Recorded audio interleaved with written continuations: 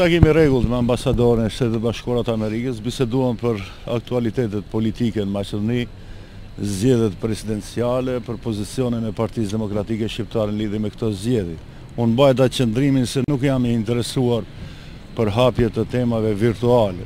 Zgjedhja e presidentit është me rëndësi procedurale, por nuk është me rëndësi strategjike dhe afatgjate për ardhmërinë e shqiptarëve të Maqedonisë dhe të Maqedonisë përgjithësi. Dhe në këtë drejtim nuk jam i interesuar që me askënd të koketoj ose të bëjt teknika të ndryshme zgjedhore.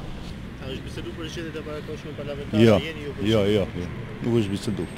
Mendoj se është një temë virtuale dhe artificiale. Hapen temët e vjetra të vllaznim bashkimit se pas ka Maqedon të mirë dhe të këqij, ose do një Maqedon që ka më i mirë. Jo, nuk është temë e mirë. Ka sistem të keq dhe sistem të mirë. Sistemi momentalisht në Maqedoni është i keq, kushtetuta është e keqe dhe ligjet janë të këqija që pamundsojnë në asnjë mënyrë që shqiptarët vinë në kësi pozicione drejtuese, siç është